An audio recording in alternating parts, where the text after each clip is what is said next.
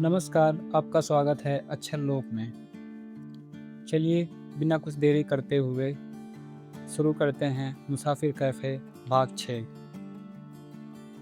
ज़िंदगी की सबसे अच्छी और ख़राब बात यही है कि ये हमेशा नहीं रहने वाली।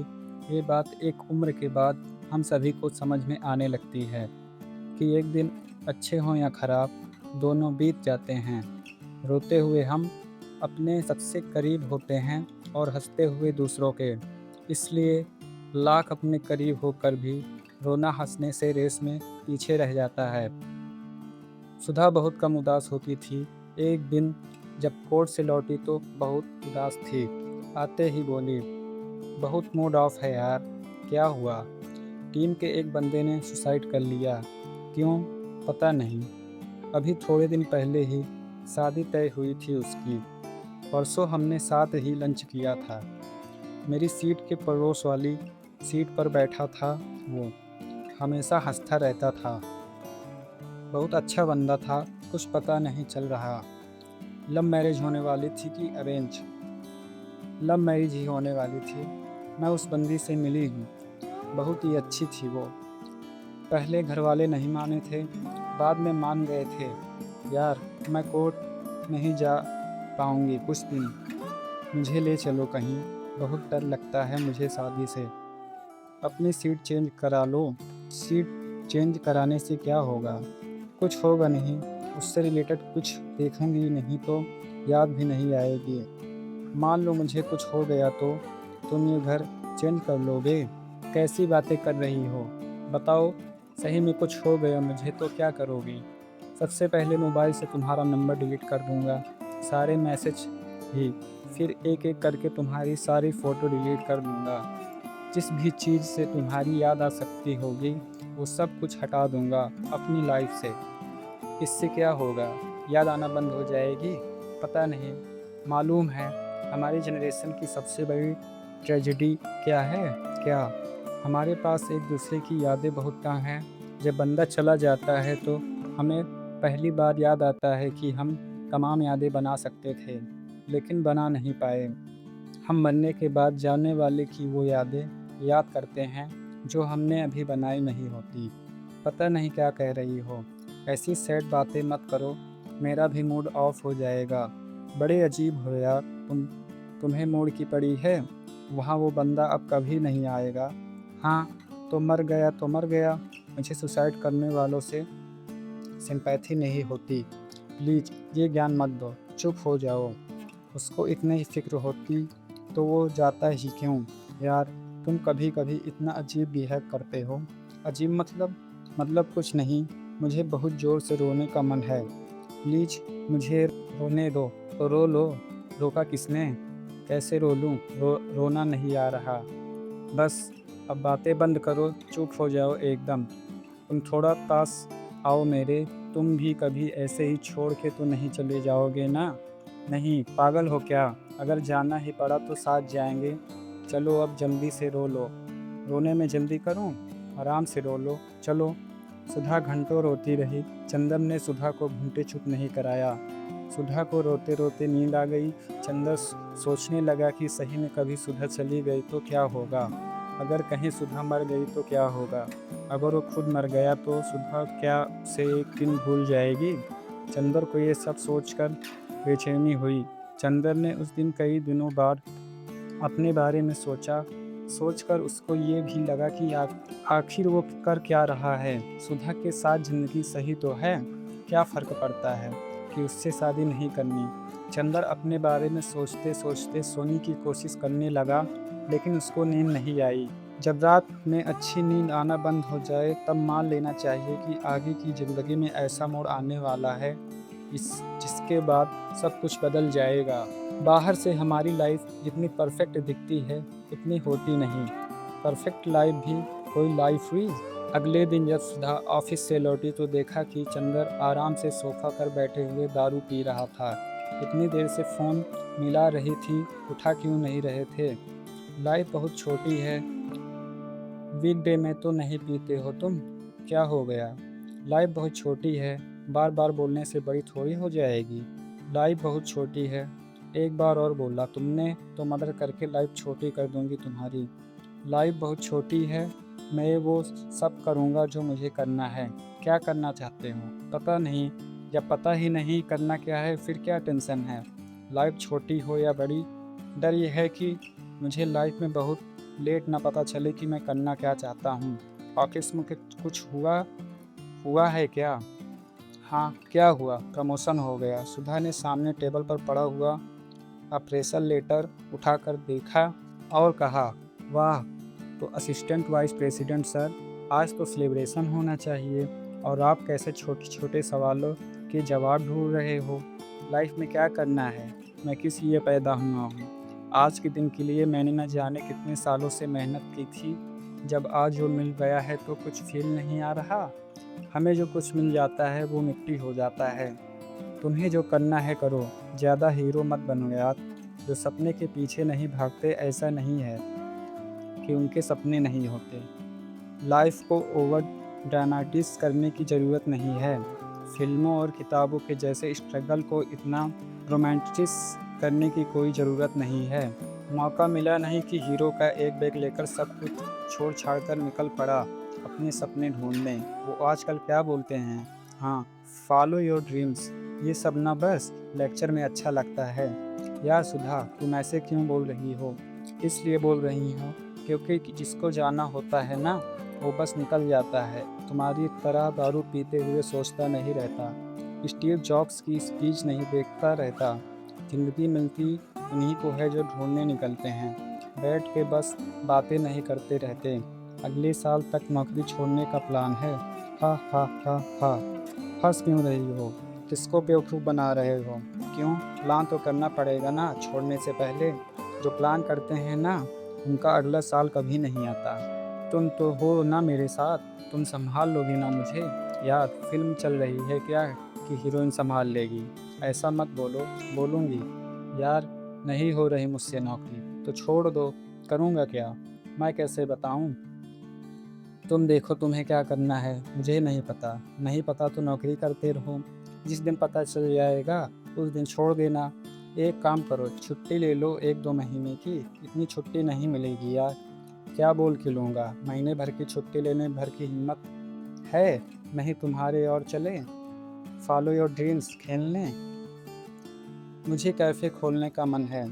एक ऐसा कैफ़े जिसमें खूब सारी किताबें हों, लोग आएँ, बैठें, बातें करें, किताब पढ़ें, अपने घूमने का प्लान बनाएँ, अपनी भागती हुई ज़िंदगी के बारे में ठहर कर सोचें, अपनी कहानियाँ सुनाएँ, अपने डर सुनाएँ, अपनी गलतियाँ बताएँ, अपनी यादें दोहराएँ। इत्मीनान से बैठकर अपनी यादों को दोहराने से बड़ा कोई सुख नहीं है। कभी-कभी सोचता हूँ कि एक बेटी हो मेरी जिससे मैं खूब सारी बातें करूँ, मैं बच्चों को कहानियाँ सुनाऊँ। सुधा यार, मुझे डर लगता है सपनों से, इतना डर कि बताने से भी डरता हूँ। ये कभी किसी को बताया नहीं, पता नहीं कैसे होगा। मुझे बस एक चीज़ पता है, मैं नौकरी करते हुए रिटायर नहीं होना चाहता। ऑफिस में रोज़ एक जैसी शक्लें, एक जैसी बातें सुनकर बोर हो गया हूँ। उन लोगों से बात करने चाहता हूँ जिनको मैं नहीं जानता। उनको कहानियाँ सुनाना चाहता हूँ। रास्ते में उस बुढ़े से पूछना चाहता हूँ कि वो सड़क के कोने में बैठकर अपने टूटे चश्मे से किसका इंतज़ार करता है। वो अपनी चप्पल को सुई धागे से सिलता रहता है। रोज़ जितनी चप्पल सिलती है उतने ही कदम साथ देती है। ऐसे ही सड़क पर रास्ता बीतते बीतते चप्पल एक दिन धागा हो जाती है और धागा दूसरी चप्पल ढूंढने लगता है। उन औरतों से मिलना चाहता हूँ जो अपने सर पर इसलिए ज़िंदगी भर बोझ उठाती हैं ताकि उनकी लड़कियाँ साइकिल से पास वाले स्कूल जा पाएँ। बच्चों के साथ ट्यूबवेल पर घंटों नंगे नहाना चाहता हूँ। शहर से दूर टपरी पे बैठ के लोगों की बातें सुनना चाहता हूँ। लेकिन लेकिन क्या? दुनिया में सारे लोग नौकरी थोड़े करते हैं। तुम भी मत करना, ये कौन सी बड़ी बात है। मैं शायद बिना प्लान वाली लाइफ चाहता हूँ। प्लान से चलकर बहुत जी लिया। भूल जाना चाहता हूँ मंडे कौन सा है और संडे कौन सा, वीकडे कौन सा है, वीकेंड डे कौन सा है। एक बात बताओ, क्या जब मैं तुम्हारे कैफ़े में आऊँगी तो मुझे कितने % डिस्काउंट दोगे? 100%। तो जल्दी से खोलो यार कैफ़े, फ्री की कॉफ़ी पीने का मन कर रहा है। चीयर्स। इतना आसान नहीं है, इतना मुश्किल भी नहीं है। ज़रूरी है कि हर कोई कुछ न कुछ करे। हम बिना कुछ किए नहीं रह सकते। तुम्हें मालूम है हम ज़िंदा क्यों हैं? मीनिंग ऑफ लाइफ पता है तुम्हें? हर लाइफ का एक पर्पस होता है, वो पर्पस अचीव करने के लिए। यही प्रॉब्लम है तुम्हारा। तुमने इस रटे हुए जवाब को अपना जवाब मान लिया। इनफैक्ट मोस्टली लोगों ने लाइफ के जवाब मान लिए हैं। जैसे स्कूल में मैथ्स के सवाल में यक्स की वैल्यू मान लेते थे। लाइफ मैथ्स जैसी मुश्किल नहीं है। यहाँ मानने से नहीं, जानने से काम चलता है। कई चीज़ें हम केवल मान के ही जान सकते हैं। सब कुछ जाना तो नहीं जा सकता। खैर, तुम मीनिंग ऑफ लाइफ बता रही थी, तो बताओ क्या होती है मीनिंग ऑफ लाइफ? लाइफ की कोई मीनिंग नहीं होती, उसमें मीनिंग डालना पड़ता है। कभी आपने पागलपन से तो कभी अपने सपनों से। एक्चुअली सपने आते ही केवल पागलों को हैं। लाइफ में हर कोई बेचैन भी तो नहीं होता ना। बिना बीमारी के जब बेचैनी रहने लगे तो समझ जाना कि लाइफ तुमसे मिलना चाहती है। हम लोग पैदा क्यों होते हैं? पैदा भी हो जाते हैं तो जिंदा क्यों रहते हैं? हम सब लोग बस अपनी बोरियत मिटाने के लिए जिंदा हैं। जिस दिन बोरियत मिटाते मिटाते हम थक जाते हैं, उस दिन हम मर जाते हैं। लाइफ की सबसे अच्छी चीज़ यही है कि हम सभी एक न एक दिन थक जाते हैं। मुझे ज़्यादा कुछ समझ नहीं आ रहा, तुम क्या कह रही हो? शायद ज़्यादा चढ़ गई है। कम चढ़ी है तुम्हें? जिस दिन लाइफ चढ़ती है ना, सब समझ आ जाता है। तुम्हें क्या चाहिए लाइफ से? ज़्यादा कुछ नहीं, बस तुम्हारे कैफ़े में 100% डिस्काउंट। चंदर ये सुनने के बाद बड़ी देर तक खिड़की से बाहर आसमान में अपना कैफ़े, अपना बचपन, हज़ारों किताबें, बच्चों की आवाज़ें ढूंढने लगा। आसमान धुंधला था लेकिन चंदर को कुछ कुछ साफ दिखाई और सुनाई देने लगा था। प्रमोशन के बाद चंदर का काम थोड़ा बढ़ गया था। रोज़ घर से ऑफिस और ऑफिस से घर के बीच आते हुए रास्ते के ट्रैफिक में उसको ये एहसास होता था कि सब कुछ रिपीट हो रहा है, कुछ नया नहीं हो रहा है लाइफ में। हम सभी की ज़िंदगी में एक दिन ऐसा आता है जब हम रोज़ सही पते पर पहुंचकर भी भटके हुए होते हैं। जब कुछ नया नहीं होता तो वो अक्सर सुधा से शादी के लिए पूछ लिया करता। अक्सर लोग शादी के लिए हाँ भी बस अपनी बोरियत मिटाने के लिए कर देते हैं।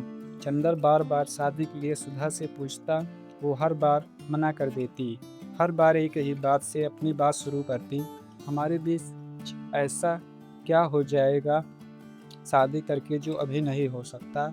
एक चीज़ बता दो, हनीमून। बिना शादी के हनीमून तो नहीं हो सकता ना? क्यों नहीं हो सकता? चलते हैं अपने हनीमून पर। तुम पागल हो क्या? हनीमून पर बिना शादी के? तो उसमें क्या है? बताओ कहाँ जाना है तुम्हें हनीमून पर? मैं ऑनलाइन ढूंढती हूँ, जहाँ का पैकेज सस्ता मिलेगा वहाँ चलते हैं। सीरियसली यार, बड़े अजीब हो तुम। लड़की हनीमून जाने के लिए पूछ रही है और तुम उस नई नवेली दुल्हन जैसे शर्मा रहे हो जो सूखाग्रास से पहले दूध का बड़ा वाला ग्लास देख के शर्माती है। ये देखो, अमेजिंग अंडमान का पैकेज मिल रहा है, वो भी 40% डिस्काउंट पे। कितने दिन का है? दिन का क्या करोगे? पूरी 7 रातों का है। करा रही हूँ ये वाला। मुझे बिना शादी के हनीमून पे जाना थोड़ा अजीब लग रहा है। चलो यार, तुम्हारे असली हनीमून से पहले थोड़ी प्रैक्टिस भी हो जाएगी। मैट्रिमोनियल साइट पर अपनी वर्क एक्सपीरियंस के साथ हनीमून का एक्सपीरियंस लिख देना और फिर देखना कितने रिश्ते आते हैं। खेले खाए हुए लड़के पसंद होते हैं लड़कियों को। हनीमून मजाक है ना तुम्हारे लिए? लाइफ भी मजाक है। लाइफ को जितना ज़्यादा सीरियसली लोगे ना, लाइफ उससे भी ज़्यादा लेगी तुम्हारी। मुझे अजीब लग रहा है। ओए, तुम अजीब लगवाते रहना। पैकेज हो गया और पैकेज नॉन रिफंडेबल है। अब तो जाना ही पड़ेगा। कब निकलना है हमें? परसों फ्राइडे रात से। 5 दिन की छुट्टी ले लेना तुम। इतनी जल्दी? हाँ तो अब क्या शादी का वेट करें तुम्हारे हनीमून के लिए? ये वाला ही डिस्काउंट में मिल रहा था। चलो, अब मुझे मार्केट जाना है, बहुत तैयारी करनी है। क्या तैयारी? बस पैकिंग ही हो करनी होगी ना। मैं मेहंदी लगवाने जा रही हूँ। हनीमून पे थोड़ा शादी वाला फील भी तो आना चाहिए ना। सुधा जिंदगी में ज़िंदगी की फील लेने के लिए कुछ भी कर सकती थी। इसी बात से चंदर थोड़ा डरता भी था। सुधा ने न सिर्फ हाथों में बल्कि अपने पैरों में भी मेहंदी लगवाई। लाल रंग की चूड़ियाँ भी खरीद लाई। जब वो लौटी तो ठीक वैसी लग रही थी जैसी चंदर को अपने ख्यालों में दिखती थी। कैसी लग रही हूँ? बिल्कुल वैसी। वैसी कैसी? बताओगे? एकदम वैसी जैसी तुम नींद में दिखाई पड़ती थी। अच्छा, चलो एक फ़ोटो खिंचवा लेते हैं। फ़ोटो क्यों? क्या पता तुम्हें अब ये वाला सपना आना बंद हो जाए तो कम से कम ऐसी एक फ़ोटो तो होनी चाहिए ना। इसके बाद सुधा ज़बरदस्ती चंदर को फ़ोटो स्टूडियो लेकर गई